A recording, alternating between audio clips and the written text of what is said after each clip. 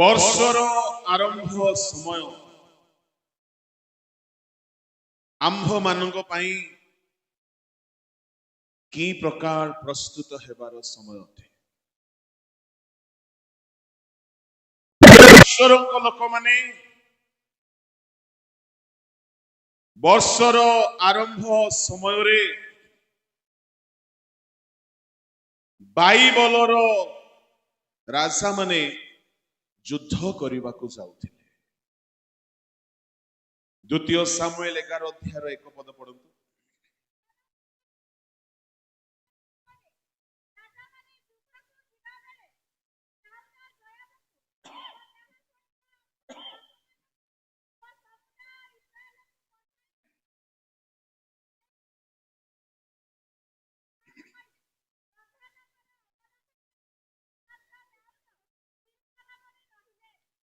ବର୍ଷର ଆରମ୍ଭ ସମୟ ବାଇବଲର ରାଜାମାନେ ଯୁଦ୍ଧ କରିବାକୁ ଯାଉଥିଲେ। ଆଉ ନୂତନ ନିୟମରେ ପ୍ରଥମ ପିତର 2:9 ପ୍ରକାଶିତ 1:5-7 ଅନୁସାରେ ପ୍ରଭୁ ଆମକୁ ରାଜା ବନେଇଛନ୍ତି। ଇଂରାଜୀ ତର୍ଜମାରେ ସେ ଆମକୁ କିଙ୍ଗସ୍ ଆଉ ପ୍ରିଷ୍ଟସ୍ ବନେଇଛନ୍ତି। ପୁରାତନ ନିୟମର ରାଜାମାନେ ବର୍ଷର ଆରମ୍ଭରେ ଯୁଦ୍ଧକୁ ବାହାରୁଥିଲେ। ଆମେ ନୂତନ ନିୟମର ରାଜା ଅଛୁ। ଯଦି ଆମେ ବି ଏ ନୂଆ ବର୍ଷରେ ଯୁଦ୍ଧ ଆରମ୍ଭ କରିବା ନାହିଁ, ନୂଆ ଆଶୀର୍ବାଦ ନୂଆ ସାମ୍ରାଜ୍ୟ ପାଇପାରିବା ନାହିଁ। ପ୍ରିୟ ଈଶ୍ୱରଙ୍କ ଲୋକମାନେ, ରାଜାମାନେ 3 ଗୋଟି ଉଦ୍ଦେଶ୍ୟ ନେଇକି ଯୁଦ୍ଧକୁ ଯାଉଥିଲେ। ପ୍ରଥମ ଉଦ୍ଦେଶ୍ୟ ଥିଲା କିଛି ନୂଆ ସାମ୍ରାଜ୍ୟ ନିଜର ଅଧୀନକୁ ଆଣିବା। ଚଳିତ ବର୍ଷରେ ଆପଣ ଯଦି ଗୋଟିଏ ଆତ୍ମିକ ରାଜା ଅଟନ୍ତି, ନୂଆ ଆଶୀର୍ବାଦ ପାଇବା ପାଇଁ ଯୁଦ୍ଧକୁ ବାହାରିବାକୁ ପଡିବ। ବସି ରହିଲେ ହେବ ନାହିଁ। ଆପଣ କେମିତି ଯୁଦ୍ଧ ପାଇଁ ପ୍ରସ୍ତୁତ ହେଉଛନ୍ତି? ପାଉଲ କହିଲେ ତିମୋଥୀକୁ ଉତ୍ତମ ଯୋଦ୍ଧା ପରି ମୋ ସହିତ କ୍ଲେଶ ସହ୍ୟ କର। ମୁଁ ଉତ୍ତମ ଯୁଦ୍ଧରେ ପ୍ରାଣପଣ କରିଅଛି ବୋଲି ପାଉଲ କହୁଛନ୍ତି। ତା ମାନେ ଖ୍ରୀଷ୍ଟିଆନ ଜୀବନ ଯୁଦ୍ଧ ଜୀବନ ଅଟେ। ଏଫେସୀୟ 6:12 ଏବଂ ପ୍ରଥମ ତିମୋଥୀ 6:12, 13, 14, 15 ପଢିବା ଦରକାର ନାହିଁ। ମୁଁ ଯାହା କହିବି ସେତିକି ହିଁ ପଢିବେ, ଯେହେତୁ 40 ମିନିଟ ସମୟ ଭିତରେ ମୁଁ ସବୁ କହିବାକୁ ଚାହୁଁଛି। ପ୍ରଭୁଙ୍କ ଲୋକମାନେ, ଆପଣ ଗତ ବର୍ଷ କେମିତି ପାର କଲେ ତାହା ଯାଉ, କିନ୍ତୁ ଏଇ ବର୍ଷ ଆପଣ ଗୋଟିଏ ରାଜା ଭାବରେ ଯୁଦ୍ଧ ଆରମ୍ଭ କରନ୍ତୁ। ରାଜା ମାନେ 3 ଗୋଟି ଉଦ୍ଦେଶ୍ୟ ନେଇକି ଯୁଦ୍ଧ କରୁଥିଲେ। ନମ୍ବର 1, ନୂଆ ସାମ୍ରାଜ୍ୟ ପାଇବା ପାଇଁ। ନମ୍ବର 2, ଅନ୍ୟ ଶତ୍ରୁ ହାତରୁ ନିଜ ସାମ୍ରାଜ୍ୟକୁ ସୁରକ୍ଷା ଦେବା ପାଇଁ। ନମ୍ବର 3, ଯଦି କିଛି ହଜାଇ ଦେଇଛନ୍ତି ଗତ ବର୍ଷ ମାନଙ୍କରେ, ସେ ସାମ୍ରାଜ୍ୟକୁ ଏ ବର୍ଷ ଫେରି ଆଣିବା ପାଇଁ। ଏଇ 3 ଗୋଟି ମଧ୍ୟରୁ କୌଣସି ନା କୌଣସି ଗୋଟିଏ ଆପଣଙ୍କର ଉଦ୍ଦେଶ୍ୟ ଥାଇପାରେ। ଯଦି ଆପଣ କିଛି ଗତ ବର୍ଷ ମାନଙ୍କରେ ହଜାଇ ଦେଇଛନ୍ତି, ସାମସନ ହରାଇ ଦେଇଥିଲା, ସେ ଯୁଦ୍ଧ କରିକି ଫେରି ପାଇଲା। ପ୍ରଭୁଙ୍କ ଲୋକମାନେ, ତା ମାନେ ଯଦି ଗତ ବର୍ଷ ଆମେ କିଛି ହରାଇ ଦେଇଛୁ, ଆମର ଆତ୍ମିକ ଆଶୀର୍ବାଦ ହେଉ, ଆମର ପାରିବାରିକ ଜୀବନର ଆଶୀର୍ବାଦ ହେଉ, ଆମର ସେବା କାର୍ଯ୍ୟର ଆଶୀର୍ବାଦ ହେଉ, ବାଇବଲରେ ବହୁତ ଲୋକ ହରାଇଲେ समस्ते फेरी पाइले नहीं। एली जाजक वंशानुक्रम जाजकत्व हराइले तांको वंश फेरी पाइले नहीं। साउल हराइले आउ फेरी पाइले नहीं। एसौ हराइला फेरी पाइला नहीं। इस्कारियोत यहूदा हराइला फेरी पाइला नहीं। ए माने हारी थिबा राजा माने अटंती किंतु विजय राजा मानू आम देखा जो माने हराई थिले सत्य किंतु फेरी पाइले। बहुत सूत्र अच्छी दुई गोटी कथा खाली मु कहबी फेरी पाइबा पई हेले पढ़ंतु जोएल 2:25 आउ आम्भे तुम्भ मानक मध्यकु आपणार जेउ महासैन्य दल अर्थात पंगपाल पतंग घुरघुरिया व शुककीट पठाइलु से माने जेउ वर्षर शस्यादि खाई अछंती ताहा आम्भे तुम्भ मानकु फेराई देबा। ईश्वरंक लोक माने परमेश्वर कहू अछंती जोएल 2:12 जदि आमे पालन करिबा 2:25 आम जीवन रे सफल हेबो। आ 12 रे लेखा अछि उपवास पड़न। तथापि सदाप्रभु कहंती एबे हे तुम्भे माने उपवास रदन व विलाप करी आपणा मानकर सर्वांतकरण सहित आंभ निकटकु फेरी आस। जदि 12 अनुसारे जदि जने व्यक्ति उपवास करिबा एवं रोदन करी निज पापर फेरिबा आरंभ करिबो सुनंतु से युद्ध आरंभ करछि। ए वर्षर आरंभ उपवास सहित करंतु। ए वर्षर आरंभ जदि आमे जोएल 2:12 को ध्यान देबा 2:25 सफल हेबो। जेहेतु परमेश्वर 12 रे सूत्र बा फॉर्मूला कहउछंती उपवास करी फेर तहिरे 13 14 15 16 17 18 ठारू आरंभ करिकी 27 जाए जहा लेखा अछि से सब अंश अंश करिकी संपूर्ण घटिबो। ता माने मु प्रत्येक को कहिबा पई चाहे जदि आपण किछि हराई छंती जो माने फेरी पाई छंती से मान को देखिबा। जाइरस ता झियो को हराई था किंतु जीशु कहिले रोदन करो नाई विश्वास करो तुम झियो बंचिबो। आ से विश्वास कला जीशु ता झियो को आउ थोरे तांको फेराई देले।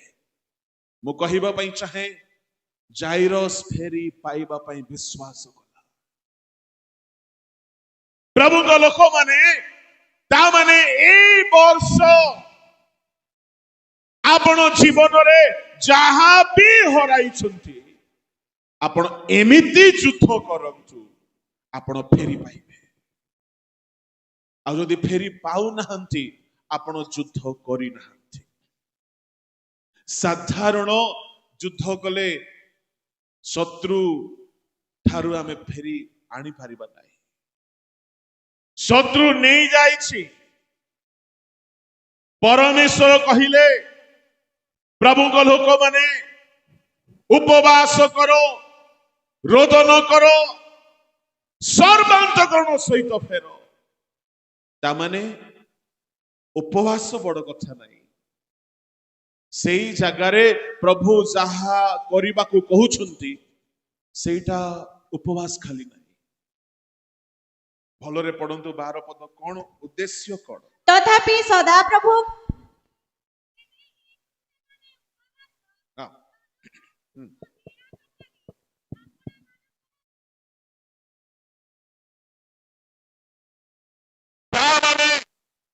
वर्षर आरंभ युद्धर समय था। नूतन नियम रे आत्मिक युद्ध करिबा पाई प्रभु हम मन को मन्नित करिसथि।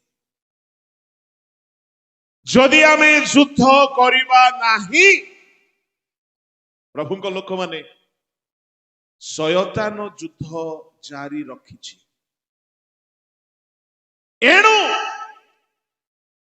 ମୁଁ ଆପଣଙ୍କୁ ଗୋଟି ଗୋଟି କରି ଟିକେ ସମୟ ନେଇକି କହିକି ସମାପ୍ତ କରିବି। ଆପଣ କେମିତି ଯୁଦ୍ଧ କରିବେ? ପ୍ରଥମ ଯୁଦ୍ଧ ହେଲା ଉପବାସ ପ୍ରାର୍ଥନା। କିନ୍ତୁ ଏହି ଉପବାସ ପ୍ରାର୍ଥନା କି ପ୍ରକାରର ଉଦ୍ଦେଶ୍ୟ ରହିବା ଦରକାର? ଆଉ ଥରେ ପଢନ୍ତୁ। ତଥାପି ସଦାପ୍ରଭୁ କହନ୍ତି, ଏବେ ହିଁ ତୁମ୍ଭେମାନେ ଉପବାସ ରୋଦନ ଓ ବିଳାପ କରି ଆପଣମାନଙ୍କର ସର୍ବାନ୍ତକରଣ ସହିତ ଆମ୍ଭ ନିକଟକୁ ଫେରି ଆସ। ପରମେଶ୍ୱରଙ୍କର ଉଦ୍ଦେଶ୍ୟ ହେଉଛି କେବଳ ଉପବାସ ନାହିଁ, ସେ ଚାହୁଁଛନ୍ତି ଉପବାସ କରିକି ଫେରନ୍ତୁ। ଯଦି ଏ ବର୍ଷରେ ଯାହା କିଛି ଶତ୍ରୁ ଖାଇ ଦେଇଛି ଆପଣ ଫେରି ପାଇବା ପାଇଁ ଚାହୁଁଛନ୍ତି, ଉପବାସ ଖାଲି କରନ୍ତୁ ନାହିଁ, ଉପବାସ କରିକି ଫେରନ୍ତୁ। ଭୋକରେ ଖାଲି ରହିଲେ ହେବ ନାହିଁ। ପରମେଶ୍ୱର ଚାହୁଁଛନ୍ତି ଉପବାସ କରିକି ଫେରିବାକୁ ପଡିବ। ଆମ ଲୋକମାନେ ଉପବାସ କରନ୍ତି, କାନ୍ଦନ୍ତି, କିନ୍ତୁ ସ୍ୱଭାବରେ ପରିବର୍ତ୍ତନ ଆସୁନାହିଁ। କିଛି ଲାଭ ହେବ ନାହିଁ ସେ ଉପବାସର। ପ୍ରଭୁଙ୍କ ଲୋକମାନେ ଯଦି ଆପଣ ହରାଇ ଦେଇଥିବା ଆଶୀର୍ବାଦ ଫେରି ପାଇବା ପାଇଁ ଚାହୁଁଛନ୍ତି, ଉପବାସ କରିକି ନିଜକୁ ସମୀକ୍ଷା କରିକି ଫେରନ୍ତୁ।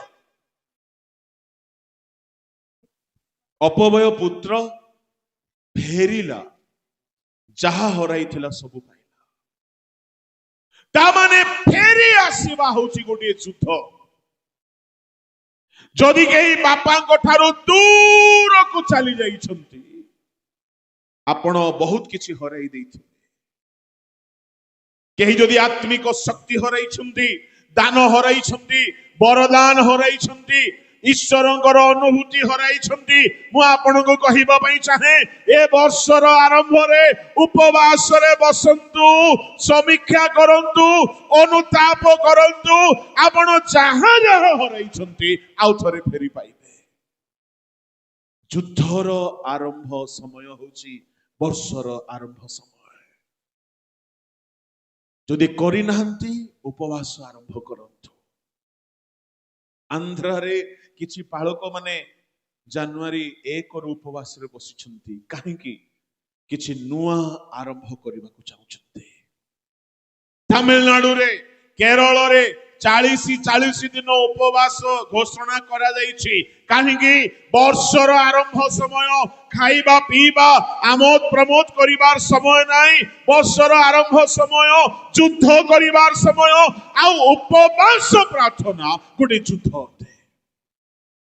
ଯାହା ଆପଣ ହରେଇଛନ୍ତି, ବାଇବଲର ଗ୍ୟାରେଣ୍ଟି, ଯଦି ଅପବୟ ପୁତ୍ର ଫେରି ଆସନ୍ତେ ଫେରି ପାଇଲା, ଯଦି ସାମସନ ଅନୁତାପ କରନ୍ତେ ଫେରି ପାଇଲା, ଯଦି ଫେରି ପାଇଛନ୍ତି ଜାଇରସ୍, ଆପଣ ମଧ୍ୟ ଫେରି ପାଇବେ। ପ୍ରଭୁଙ୍କ ଲୋକମାନେ ଏଇ ବର୍ଷ ଆପଣ ଫେରି ପାଇବା ପାଇଁ ହେଲେ ଉପବାସ ସହିତ ଆଉ ଗୋଟିଏ ବିଷୟକୁ ଯୋଗ କରିବାକୁ ପଡିବ। ବାକ୍ୟ ଅନୁସାରେ ଯୁଦ୍ଧ କରିବେ। ଆମେ ଦେଖୁ ଦାଉଦ ବହୁତ କିଛି ହରାଇଥିଲା, କିନ୍ତୁ ଦାଉଦ ସବୁ କିଛି ଫେରି ପାଇଲା। ଦାଉଦ କିଛି ବି ଏମିତି ନାହିଁ ଯାହା ଫେରି ପାଇନାହିଁ। ପ୍ରଥମ ସାମୁଏଲ 30 ଅଧ୍ୟାୟ ବାହାର କରନ୍ତୁ। ସେଠାରେ ଦେଖନ୍ତୁ, ସିକ୍ଲଗରେ ଥିଲା ବେଳେ ଦାଉଦଙ୍କ ନିକଟରେ ଆସିକି ଅମାଲେକୀୟ ମାନେ ଆସି ପହଞ୍ଚିଲେ। ତାଙ୍କ ପରିବାରକୁ ବନ୍ଦୀ କରିକି ନେଇଗଲେ, ତାଙ୍କର ନଗରକୁ ଅଗ୍ନିରେ ଦଗ୍ଧ କଲେ। କିନ୍ତୁ ଦାଉଦ ନିରାଶ ହୋଇନାହାନ୍ତି। ଦାଉଦ ସବୁ ବିଷୟକୁ ପୁନର୍ବାର ଫେରି ପାଉଛନ୍ତି। ପ୍ରଭୁଙ୍କ ନାମ ଧନ୍ୟ ହଉ। 30 ଅଧ୍ୟାୟର 1 ପଢନ୍ତୁ। ଏ ଉତ୍ତାରେ ଦାଉଦ ଓ ତାଙ୍କର ଲୋକମାନେ ତୃତୀୟ ଦିନରେ ସିକ୍ଲଗ ନଗରରେ ଉପସ୍ଥିତ ହେଲେ। ସେ ସମୟକୁ ଅମାଲେକୀୟ ଲୋକମାନେ ଦକ୍ଷିଣାଞ୍ଚଳ ଓ ସିକ୍ଲଗ ଆକ୍ରମଣ କରିଥିଲେ ଓ ସିକ୍ଲଗକୁ ଆଘାତ କରି ଅଗ୍ନିରେ ଦଗ୍ଧ କରିଥିଲେ। ଅଗ୍ନିରେ शत्रु माने आसी दाऊदଙ୍କ परी वीर योद्धार परिवार को अमालेकीय माने लुटी नेले। बेले बेले आमे बड़ वीर प्रचारक हो बा पालक हो आम उपरे मध्य आक्रमण हब। दाऊदଙ୍କ घरକୁ ତାଙ୍କ ସ୍ତ୍ରୀ ମାନଙ୍କୁ ତାଙ୍କ ପିଲାମାନଙ୍କୁ ବାନ୍ଧି କରି ଅମାଲେକୀୟ ମାନେ ନେଇଗଲେ। ପ୍ରଭୁଙ୍କ ଲୋକମାନେ 600 ଲୋକମାନଙ୍କୁ ଧରିକି ଦାଉଦ ବୁଲୁଛନ୍ତି। ନିଜ ଲୋକମାନେ ପଥର ମାରିବା ପାଇଁ ଚାହିଁଲେ ଦାଉଦଙ୍କୁ, କିନ୍ତୁ ଦାଉଦ ଯାହା ଯାହା ହରାଇଥିଲେ ସବୁ ଫେରିବା ପାଇଁ गोटिए पंथा अवलंबन कले। आउ से पंथा होउछि पढ़ंतु 8 पद। सेतेबेले दाऊद सदाप्रभुଙ୍କ निकटरे पचारि कहिले, मु एही सैन्य दलर पछे पछे गड़ाइले कि सेमानंक संग धरि पारिबी। तहिरे से तांको कहिले, पछे पछे जाओ, कारण तुम्हे निश्चय सेमानंकर संग धरिब व विफल नहि समस्तंकु उद्धार करिब। वाक्य पाइले परमेश्वरଙ୍କ ठारू परमेश्वरଙ୍କୁ पचारिले। मु आपणको कहिबा पई चाहे आपणकर व्यक्तिगत जीवन रे जदि सेवा कार्य रे आपण किछि भी हराई बसिछंती, प्रभुଙ୍କ पाखरे बसिकी टिके पचारु।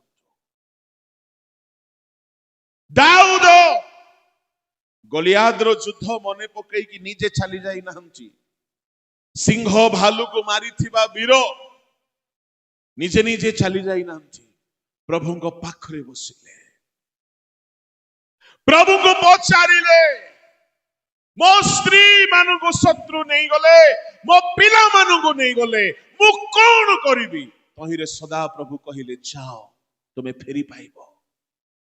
से वाक्य अनुजाई कर्म कले। आउ लेखा अछि 30 अध्याय 18-19 पदरे, पुणी अमालेकीय माने जहा किछि नहीं जाइथिले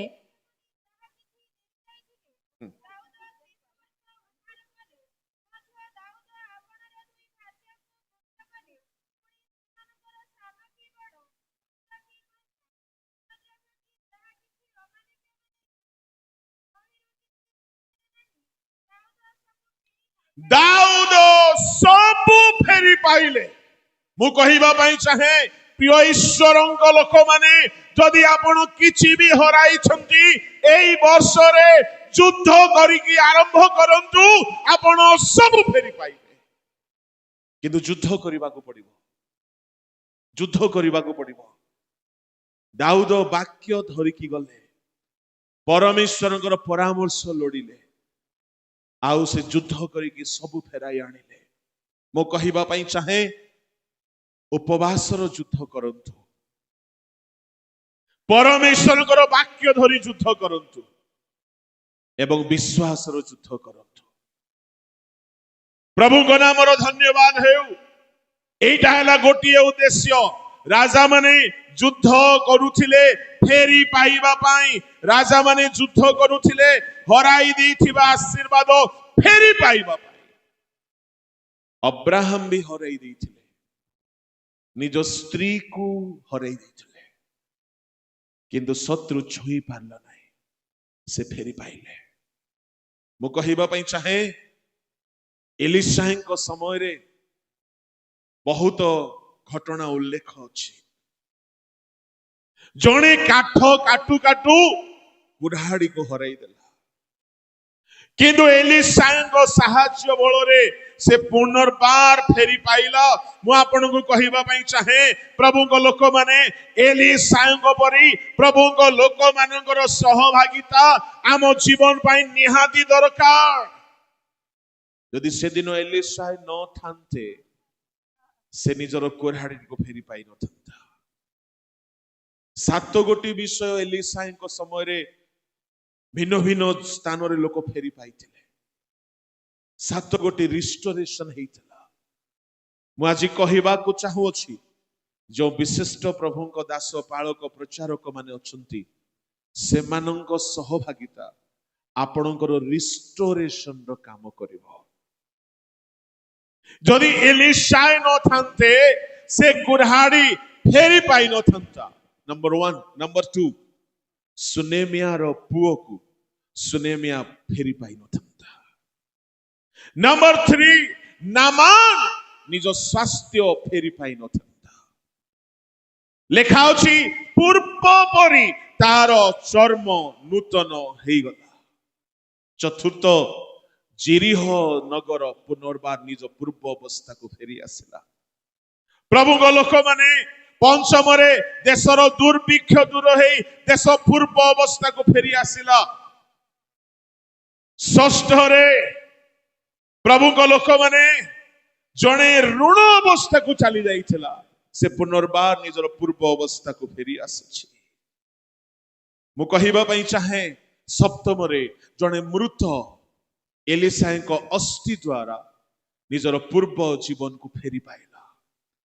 ଏଲିଶାଙ୍କର କଥା, ଏଲିଶାଙ୍କର ଅସ୍ଥି, ଏଲିଶାଙ୍କର ଆଦେଶ ଯେଉଁମାନେ ପାଳନ କଲେ ସେମାନେ ହରାଇଥିବା ବ୍ଲେସିଂକୁ ଫେରି ପାଇଲେ। ଆପଣଙ୍କ ଗହଣରେ ଯୋଉ ପ୍ରଭୁଙ୍କ ଦାସ ମାନଙ୍କର ପରାମର୍ଶ ମିଳୁଛି ଗ୍ରହଣ କରିକି ଚାଲନ୍ତୁ। ପ୍ରଭୁଙ୍କ ଲୋକମାନେ ଗିହେଜି ତାହା କଲା ନାହିଁ, ପାଇଥିଲା ପଦ ଶିଷ୍ୟତ୍ୱର ହରାଇ ଦେଲା ସବୁ। ମୁଁ କହିବାକୁ ଚାହେଁ ବର୍ଷର ଆରମ୍ଭକୁ ଖାମଖିଆଲି କରନ୍ତୁ ନାହିଁ।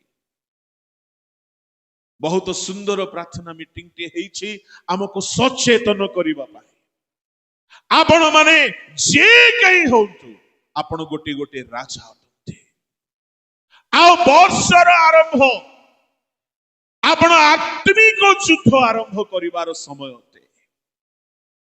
3 ଗୋଟି ଉଦ୍ଦେଶ୍ୟ କଥା ମୁଁ କହୁଥିଲି। ହରାଇଥିବା ସକଳ ବ୍ଲେସିଂକୁ ଫେରି ପାଇବା ପାଇଁ ରାଜା ମାନେ ଯୁଦ୍ଧ କରୁଥିଲେ। ଆଉ ଆମେ କେମିତି ହରାଇଥିବା ଆଶୀର୍ବାଦକୁ ଫେରି ପାଇବା, ମୁଁ ଆପଣଙ୍କୁ ସ୍ତନ ମଧ୍ୟରୁ କେତୋଟି ପନ୍ଥା କହିଲି। ଉପବାସ ଦ୍ୱାରା ଆମେ ଫେରି ପାଇବା, ଆଉ ଅନୁତାପ କରି ସମ୍ପୂର୍ଣ୍ଣ ଫେରି ଆସନ୍ତେ ଆମେ ଫେରି ପାଇବା। ବିଶ୍ୱାସ ଦ୍ୱାରା ଫେରି ପାଇବା। ସାଧୁ ଭକ୍ତ ମାନଙ୍କର ଶିକ୍ଷା ପରାମର୍ଶ ଆମ ଜୀବନରେ ଯଦି ଅନୁକରଣ କରିବୁ ହରାଇଥିବା ଆଶୀର୍ବାଦ ଫେରି ପାଇବାର କାରଣ ହବ। ପ୍ରଭୁଙ୍କ ନାମ ଧନ୍ୟ ହେଉ। ବେଳେ ବେଳେ ସାଧୁ ଭକ୍ତ ମାନେ ଦେଖାଯିବେ ନାହିଁ, କିନ୍ତୁ ପ୍ରଭୁ ଅଛନ୍ତି। ଅପବୟ ପୁତ୍ରକୁ କୌଣସି ସାଧୁ ଭକ୍ତ କଥା କହିନାହାନ୍ତି, ସେ ନିଜେ ଚେତନା ପାଇକି ଫେରିଲା। ସାମସନକୁ କେହି ଶିକ୍ଷା ଦେଇନାହାନ୍ତି, ସେ ନିଜେ ଚେତନା ପାଇକି ଫେରିଲା। ତାମାନେ ଚେତନା ପାଇକି ଫେରିବା ଆପେ ଗୋଟିଏ ଏମିତି ଯୁଦ୍ଧ ଯେ ଆପଣ ହରାଇଥିବା ବ୍ଲେସିଂକୁ ଫେରି ପାଇବେ।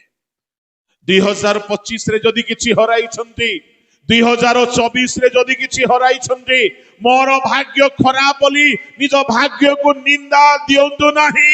ଉପବାସ କରନ୍ତୁ, ରୋଦନ କରନ୍ତୁ, ଆଣ୍ଠୁରେ ସମୟ ବିତାନ୍ତୁ, ଆପଣ ହରାଇଥିବା ଆଶୀର୍ବାଦ ଫେରି ପାଇବେ। ଏଟା ପ୍ରଥମ ଯୁଦ୍ଧ। ରାଜା ମାନେ ଦ୍ୱିତୀୟ ଉଦ୍ଦେଶ୍ୟରେ ଯୁଦ୍ଧ କରୁଥିଲେ। ସେମାନେ କିଛି ନୂଆ ସାମ୍ରାଜ୍ୟ ପାଇବା ଆଶାରେ, ଯଦି ବା କିଛି ହରାଇ ନାହାନ୍ତି କିନ୍ତୁ ନୂଆ ପାଇବାକୁ ଚାହୁଁଛନ୍ତି। ଆପଣ ବର୍ଷର ଆରମ୍ଭରେ ଯଦି କିଛି ନୂଆ ବ୍ଲେସିଂ ପାଇବା ପାଇଁ ଚାହୁଁଛନ୍ତି, ଯୁଦ୍ଧ ନାହିଁ ତ ଆପଣ ପାଇପାରିବେ ନାହିଁ। କାହା ପରି ଯୁଦ୍ଧ କଲେ ନୂଆ ପାଇବେ? ଯାକୁବ ପରି। ଯାକୁବ ନୂଆ ବ୍ଲେସିଂ ପାଇବା ପାଇଁ ପଦନ ଅରାମ ନିକଟରେ ଜବକ ନଦୀ ଘାଟରେ ସାରା ରାତି ପରମେଶ୍ୱରଙ୍କ ସହିତ ଯୁଦ୍ଧ କରିছে। ପ୍ରଭୁଙ୍କ ଲୋକମାନେ ସେ ଜୀବନରେ ଯେବେ ବି କିଛି ବି ପାଇପାରି ନଥିଲା, ସେଦିନ ଗୋଟେ ସେମିତି ନୂଆ ବ୍ଲେସିଂ ପାଇଲା। ମୁଁ କହିବା ପାଇଁ ଚାହେଁ, ଆପଣ ଯଦି ଚଳିତ 2026 କୁ ନୂଆ କରିବା ପାଇଁ ଚାହୁଁଛନ୍ତି, ନୂଆ ଆଶୀର୍ବାଦରେ ପୂର୍ଣ୍ଣ କରିବା ପାଇଁ ଚାହୁଁଛନ୍ତି, ଯାକୁବ ପରି ପରମେଶ୍ୱରଙ୍କ ସହିତ ଯୁଦ୍ଧ କରନ୍ତୁ। ପରମେଶ୍ୱର ବାଧ୍ୟ ହେଇଗଲେ। 5 ମିନିଟ 10 ମିନିଟର ପ୍ରାର୍ଥନାର ଯୁଦ୍ଧ ନଥିଲା। ହୋସେୟ 12:3-4 ପଢନ୍ତୁ। ଯାକୁବଙ୍କର କି ପ୍ରକାର ଯୁଦ୍ଧ ଥିଲା? ଗର୍ଭରେ ସେ ଆପଣା ଭ୍ରାତାର ପାଦମୂଳ ଧରିଲା ହୁଁ। ଓ ବୟପ୍ରାପ୍ତ ସମୟରେ ସେ ପରମେଶ୍ୱରଙ୍କ ସହିତ ଯୁଦ୍ଧ କଲା। ହୁଁ। ହଁ, ସେ ଦୂତ ଉପରେ ବଳବାନ ହୋଇ ଜୟ କଲା। ସେ କ୍ରନ୍ଦନ କରି ତାହାଙ୍କ ନିକଟରେ ବିନତି କଲା। ସେ ବୈଥଲରେ ତାହାଙ୍କ ଉଦ୍ଦେଶ୍ୟ ପାଇଲା। ଆଉ ସେଠାରେ ସେ ଆମ୍ଭମାନଙ୍କ ସହିତ କଥା କହିଲେ। ସେହି ସଦାପ୍ରଭୁ ସୈନ୍ୟାଧିପତି ପରମେଶ୍ୱର, ସଦାପ୍ରଭୁ ତାହାଙ୍କର ସ୍ମରଣୀୟ ନାମ। ପରମେଶ୍ୱରଙ୍କ ସାନ୍ନିଧ୍ୟରେ ପାହାନ୍ତିଆ ହେବା ପର୍ଯ୍ୟନ୍ତ ସେ କ୍ରନ୍ଦନ କରି ବିନତି କରୁଛନ୍ତି। ମୋଶା କହିଲେ ମଲ୍ଲ ଯୁଦ୍ଧ ବୋଲି, ହୋସେୟ କହିଲେ କ୍ରନ୍ଦନ ବୋଲିକି। ଆଉ ସକାଳ ହେଲା ବେଳକୁ ସେ ଯାକୁବ ନୁହନ୍ତି, ସେ ଇସ୍ରାଏଲ। ନୂଆ ନାମ ଆଡ ହେଇଗଲା। ମୁଁ ଆପଣଙ୍କୁ ପ୍ରଫେସି ର କଥା କହୁଛି, ଆପଣ ନୂଆ ନାମ ପାଇବେ। ନୂଆ ନାମ ସମସ୍ତଙ୍କୁ ମିଳେ ନାହିଁ। ଏହା ବାଇବଲର ପ୍ରଫେସି ଅଟେ, ମୋର ନାହିଁ। ଯଦି ଆପଣ ଯୁଦ୍ଧ କରିବେ, ଛାଡ଼ିବାକୁ ହେବ ନାହିଁ ପ୍ରଭୁଙ୍କୁ। ଯାକୁବ ଛାଡ଼ିଲା ନାହିଁ। ସାରା ରାତି ଧରି ଦେଇଛି, ପ୍ରାର୍ଥନାର ଅଶ୍ରୁର ବନ୍ଧନରେ ବାନ୍ଧି ଦେଇଛି। ପରମେଶ୍ୱର ବାଧ୍ୟ ହେଇକି ତାକୁ ଆଶୀର୍ବାଦ କରୁଛନ୍ତି। ଯାହା ସେ କେବେ ବି ପାଇନାହିଁ, ସେଦିନର ଯୁଦ୍ଧରେ ସେ ପାଇଲା। এই ଚଳିତ ନୂଆ ବର୍ଷରେ ଯଦି ଆପଣ ନୂଆ ଆଶୀର୍ବାଦ ପାଇବା ପାଇଁ ଚାହାନ୍ତି, ପ୍ରିୟ ଈଶ୍ୱରଙ୍କ ଲୋକମାନେ, ପ୍ରାର୍ଥନାର ବୀର ହୋଇଯାଆନ୍ତୁ। ଆପଣଙ୍କ ନାମ ବଦଳିବ। ବାଇବଲରେ ପରମେଶ୍ୱର ବହୁତଙ୍କର ନାମ ବଦଳେଇଛନ୍ତି। ବହୁତଙ୍କର ନାମ ବଦଳେଇଛନ୍ତି। କାହାରି ତ ସେ ନାମ ବଦଳେଇଛନ୍ତି, କାହାରି ତ ସେ ଡେଜିଗ୍ନେସନ ବଦଳେଇଛନ୍ତି। ଯାକୁବ ଇସ୍ରାଏଲ ହେଲା। କଣ ଫରକ ଯାକୁବ ଇସ୍ରାଏଲ ମଧ୍ୟରେ? ଯାକୁବ ଏକ ବ୍ୟକ୍ତି, ଇସ୍ରାଏଲ ଏକ ଦେଶ ଅଟେ। ତାମାନେ ହଜାର ଗୁଣରେ ସେ ବହୁଗୁଣିତ ହେଉଛି।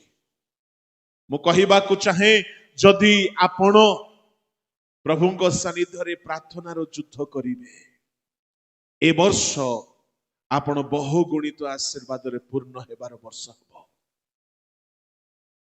ଯାକୁବ ଇସ୍ରାଏଲର ଦ୍ୱିତୀୟ ପରିବର୍ତ୍ତନ।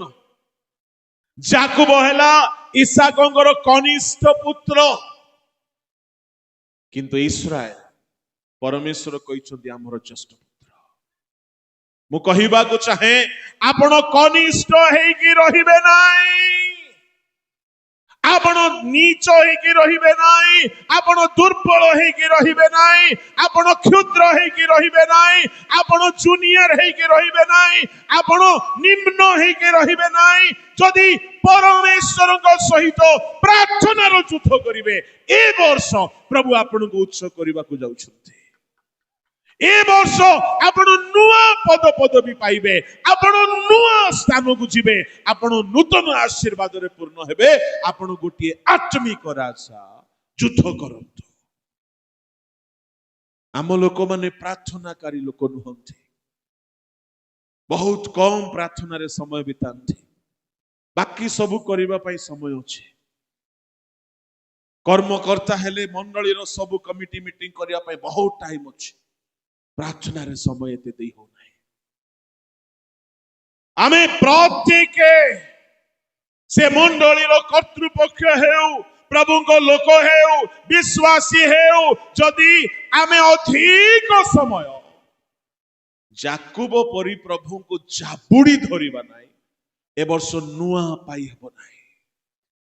ସେଦିନ ଠାରୁ ଯାକୁବ ଆଉ କେବେ ହେଲେ ଅଭିଶପ୍ତ ହେଇନାହିଁ। ସେ ରାତ୍ରି ତାହାର ଜୀବନକୁ ସମ୍ପୂର୍ଣ୍ଣ ବଦଳାଇ ଦେଲା। କାହିଁକି ସେ ପ୍ରାର୍ଥନାର ଯୁଦ୍ଧ କଲା। ପ୍ରଭୁଙ୍କ ଲୋକମାନେ ଆପଣ ମଣିଷ ସହିତ ଯୁଦ୍ଧ କରିବା ଯେଦିନ ବନ୍ଦ କରିବେ ନାହିଁ, ପ୍ରଭୁଙ୍କ ସହିତ ଯୁଦ୍ଧ କରିବାର ଇଚ୍ଛା ହେବ ନାହିଁ। ସେ ବହୁତ ଯୁଦ୍ଧକାରୀ ବ୍ୟକ୍ତି। ମା ଉଦରରୁ ଯୁଦ୍ଧ କରିଛି, ସେ ଭାଇର ପାଦ ମୂଳ ଧରିଛି, ପଦ ପଦବୀ ପାଇବା ପାଇଁ ଅନ୍ୟାୟ କରି ମିଥ୍ୟା କହିଛି, ପ୍ରବଞ୍ଚନା କହିଛି, କିନ୍ତୁ ପାଇପାରି ନାହିଁ। ପାଇଲେ ମଧ୍ୟ ସୁଖ ଶାନ୍ତି ପାଇନାହିଁ। ଶେଷରେ ଦେଖିଲା ଗୋଟିଏ ଜାଗାରେ ହିଁ ମୁଁ ନୂଆ ଆଶୀର୍ବାଦ ପାଇବି। ପଦନରାମର ଜବକ ନଦୀ ଘାଟରେ ପରିବାରକୁ ସେ ପାରି ନେଇଯାଇ ଏ ପାରିରେ ସାରା ରାତି କାନ୍ଦିଛି। ମୁଁ ଆପଣଙ୍କୁ କହିବା ପାଇଁ ଚାହେଁ, ଯଦି ଏ ବର୍ଷ ନୂଆ ଆଶୀର୍ବାଦ ପାଇବା ପାଇଁ ଚାହୁଁଛନ୍ତି, କ୍ରନ୍ଦନର ପ୍ରାର୍ଥନାର ଯୁଦ୍ଧ ଜାରି ରଖନ୍ତୁ। ଆପଣ ନୂଆ ପାଇବେ। ଶେଷ କଥା, ପ୍ରଭୁଙ୍କ ଲୋକମାନେ ଯଦି କିଛି ହରାଇ ବସିଛନ୍ତି, ରାଜାମାନେ ତୃତୀୟ ଉଦ୍ଦେଶ୍ୟରେ ଯୁଦ୍ଧ କରୁଥିଲେ, ନିଜର ସାମ୍ରାଜ୍ୟକୁ ସୁରକ୍ଷା ଦେବା ପାଇଁ। ଯଦି ଶତ୍ରୁ ଆସୁଛି, ଆମ ସାମ୍ରାଜ୍ୟ ସେ ହରଣ କରି ନ ନେଉ। ଯଦି କେହି ଭାବୁଛନ୍ତି ମୋର ସବୁ ଅଛି, ମୁଁ ଭଲରେ ଅଛି, ଅବହେଳିତ, Praise the Lord, ଯାହା ଅଛି ତାକୁ ଦୃଢ କରି ଧର। 3:12 ପଢନ୍ତୁ।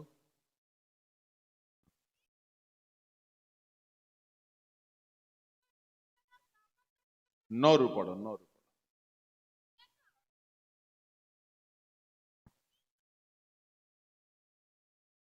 ଯେଉଁମାନେ ଜିହୁଦୀ ନୁହନ୍ତି, ମିଥ୍ୟାରେ ଆପଣାକୁ ଜିହୁଦୀ ବୋଲି କୁହନ୍ତି। ହଁ,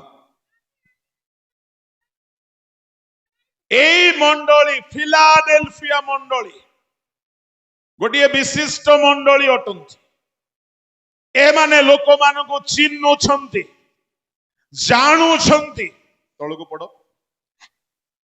ଦେଖ, ଯେଉଁମାନେ ଜିହୁଦୀ ନୁହନ୍ତି କିନ୍ତୁ ମିଥ୍ୟାରେ ଆପଣାମାନଙ୍କୁ ଜିହୁଦୀ ବୋଲି କହନ୍ତି, ଏପରି ଶୟତାନ ଦଳର ଲୋକମାନଙ୍କୁ ଆମ୍ଭେ ଆଣି ତୁମ୍ଭର ଚରଣ ତଳେ ପ୍ରଣାମ କରାଇବୁ। ଆଉ ଆମ୍ଭେ ଯେ ତୁମ୍ଭକୁ ପ୍ରେମ କରିଅଛୁ, ଏହା ସେମାନଙ୍କୁ ଜ୍ଞାତ କରାଇବୁ। 10 ତୁମ୍ଭେ ଆମ୍ଭର ଧୈର୍ଯ୍ୟର ବାକ୍ୟ ରକ୍ଷା କରିଅଛ। ଏହେତୁ ପୃଥିବୀ ନିବାସୀମାନଙ୍କୁ ପରୀକ୍ଷା କରିବା ନିମନ୍ତେ ସମସ୍ତ ଜଗତ ଉପରକୁ ଯେଉଁ ପରୀକ୍ଷା କାଳ ଆସିବ, ସେଥିରୁ ଆମ୍ଭେ ମଧ୍ୟ ତୁମ୍ଭକୁ ରକ୍ଷା କରିବୁ।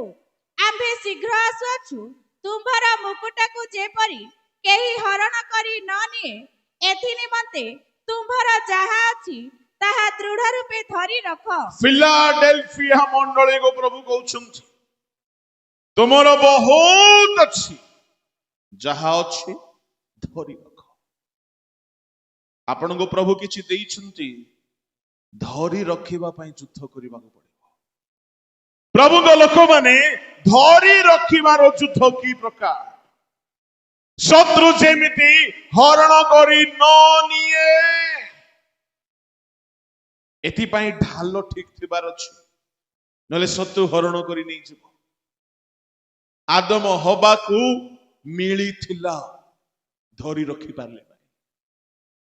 ଅନନ୍ତ ଜୀବନ ମିଳିଥିଲା, ଈଶ୍ୱରଙ୍କର ସାଦୃଶ୍ୟ ମିଳିଥିଲା, କର୍ତ୍ତୃତ୍ୱର ଶକ୍ତି ମିଳିଥିଲା, ଗୌରବର ବସ୍ତ୍ର ମିଳିଥିଲା, ପରମେଶ୍ୱରଙ୍କ ସହିତ ଗମନାଗମନ କରୁଥିଲା, ଅକ୍ଷୟ ଶରୀର ମିଳିଥିଲା, ଏଦନ ଉଦ୍ୟାନ ମିଳିଥିଲା, ଧରି ରଖି ପାରିଲା, ସବୁ ହରାଇଲା।